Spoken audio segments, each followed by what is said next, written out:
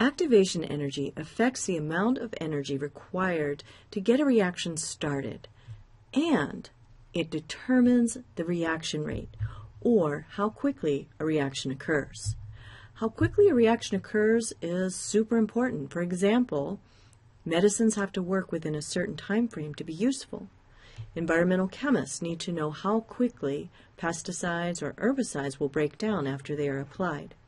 Our lives occur in real time, and so do chemical reactions. The lower the activation energy, or the lower the energetic barrier that reactant molecules have to overcome, the faster the reaction.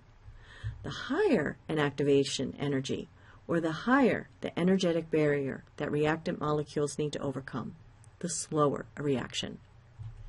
Given that the key to the rate of reaction is the activation energy, there are ways to speed up or slow down a reaction. Helping reactants get over the activation barrier will speed a reaction up, while making it harder for reactant molecules to get over the activation energy barrier will slow a reaction down. Increasing temperature increases reaction rate. When the temperature is increased, molecules move faster. This increases the frequency of collisions and increases the force of collisions. Thus, more collisions are likely to result in broken bonds, and more collisions means greater likelihood of a proper orientation. A rise in temperature of just 10 degrees Celsius will double a reaction rate. When you have a fever, your elevated body temperature allows reactions to occur more quickly in your body and thus fight infection more effectively. Conversely, when temperature is decreased, such as putting food in the refrigerator or freezer, biochemical processes of decay are slowed down.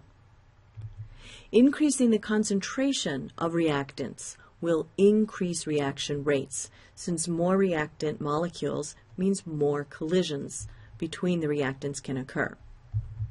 Catalysts increase reaction rate by lowering the activation energy.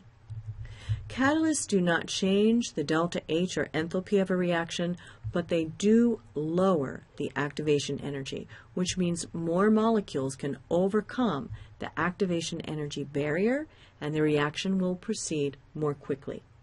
Enzymes catalyze the dozens of biochemical reactions that occur in our body. Without enzymes, life as we know it would not be possible. Table 7.3 summarizes the ways we can change reaction rate: concentration of reactants, temperature, and catalyst, and their respective impact. An increase in reactant concentration and an increase in temperature will make a reaction go more quickly, and a catalyst will also make a reaction go more quickly by lowering the activation energy.